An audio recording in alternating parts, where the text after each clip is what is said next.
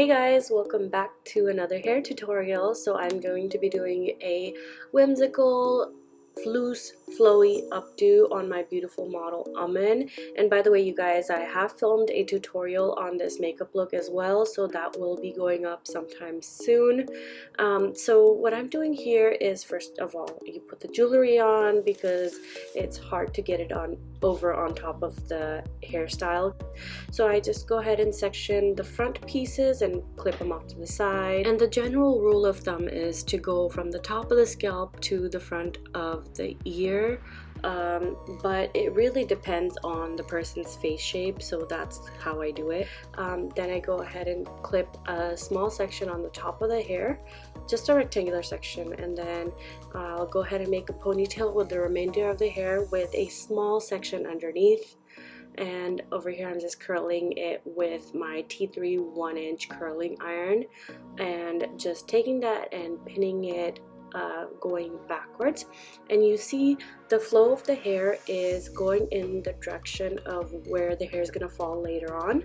So you see the sides are going backwards, and then the front, where the part is, it's going downwards, and the one section above the ponytail is also going backwards. And then the sections that are underneath the ponytail are going to be going upwards. So you see me curling this going in the upward direction. Over here I'm just going ahead and curling the ponytail. Sorry you guys, this was out of the frame, I had no idea, but basically I just curled all those little pieces, and I'm taking those sections and taking a regular size bobby pin and pinning it on the side of the ponytail. And always cross pin, you guys, because this makes sure that this is secure and does not come loose, because we don't want a loose updo. Of course we want it to look loose but not feel loose. And the number one thing all my brides say to me is that, Neetu, this feels so nice and secure, and honestly it's the best feeling ever. So after I pin those two sections, the other ones I'm just going to go ahead and pull upwards, so I don't need to pin them. So I'm taking a hair padding and taking a long U-pin like always, pushing it into the hair padding, grabbing some of the hair and pushing it back into the hair padding. So that same technique that I had used in my other updo video. And basically right here what I'm doing is I'm creating an elongated shape. Since this hair padding is moldable, I wanted to mold the shape into more of like an oval shape rather than a circular shape. And you guys will see once the updo is done what I'm trying to do here, but the key is that you can reshape this into whatever you want it to be. There's no cookie cutter way of doing this. So hair is just basically your interpretation of what you want it to be. So you see I put in quite a few U-pins. Now I'm taking one section at each section one time, and taking a bobby pin or a U-pin and just pinning that section on the highest point of the curl, and then just pulling out little sections to create a little bit of texture. And you can see I hairspray it as I go. I use the Tresseme hairspray. Doing the same thing on the other side, taking one section, pulling out some hair, creating some texture and spraying it. Now I'm taking the bottom sections, looping it inwards and then pushing it into the hair padding. You guys see I am using bobby pins for the lower sections just because I really want those to hold well. And then alternating with U-pins, it just depends. And you see even when I push in the U-pins, I wiggle it in just to make sure that it's nice and secure. So I always spray in between the sections just to make sure that I get a nice smooth section. We don't want any frizzies, or we don't want them to be too conspicuous. And you can see that there's no clear-cut way of doing this. It's just I go with the flow of the curl. I try not to change directions too much to where it looks like it's undone. Okay, so you can place hair extensions at any point. I like to work with their natural hair first and then when I feel like there's not enough hair, I'll go in with some pieces of extension. So right here I'm just using one piece, and then I might add another piece if I feel like that this is not enough. And there's no surefire way of placing the hair in the direction that it's gonna go. I just play around with it. As you can see, I'm playing around with the section and just seeing where it lands, and then there you go. I try to pin it where it falls naturally, and then just play around with it just to see where it looks nice. And then I try to put the pins where they don't show as much.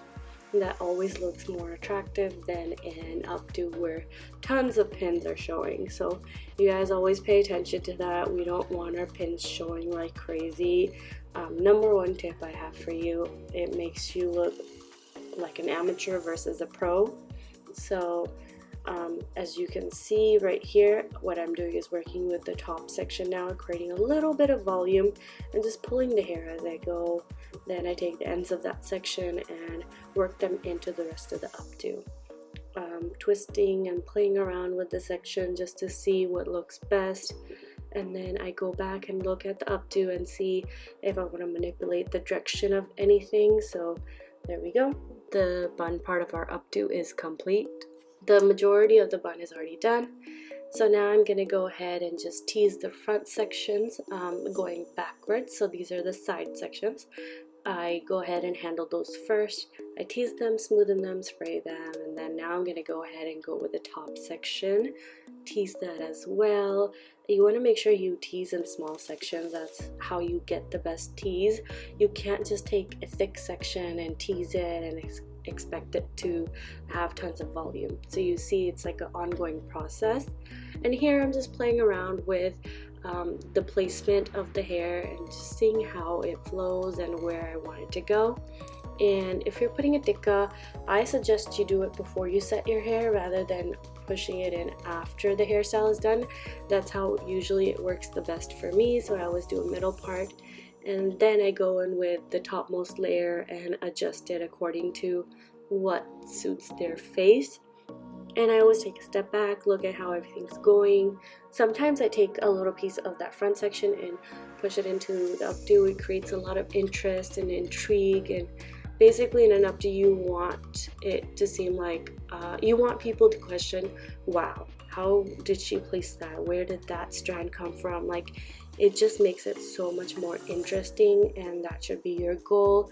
Try to whenever you do an updo, try to do something a little bit different, out of the box, just even if it's placing one strand here instead of there, and it just changes everything.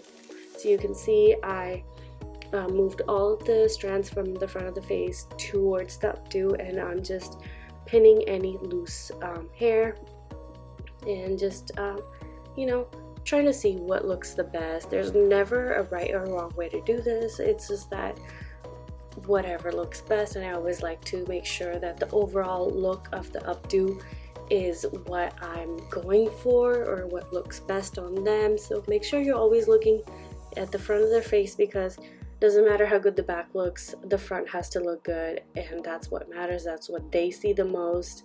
And so here we go. I'm covering that side of her hair. The scalp, oh, that's another one, you guys.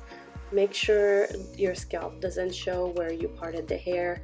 That's not very attractive. And even if you are in a situation where you can't cover the scalp too much, you can go ahead and spray it with some Joy Coat Tint Shot spray, some Topic hair root spray, just to cover that scalp. It doesn't look so great unless it's part of the part. And there you go. So I just went ahead and pinned that into the updo, and I left some loose strands in the front because I wanted to keep it like light and whimsical and fairy-like. So here's the finished product, you guys. I really hope you like it. I had so much fun filming this, and I know you guys love my hairstyle videos. I'm going to try doing them more, and it's just that hairstyle videos are a little bit more complicated to film and to explain, just because hair is just something that there's no like right or wrong way to do it. But I will try my best to upload more, so just leave your comments down below, you guys. Let me know what you would like to see next, And until next time, thank you again for watching. Please comment, like, subscribe, and ring the bell, and I will see you guys again next time. Bye.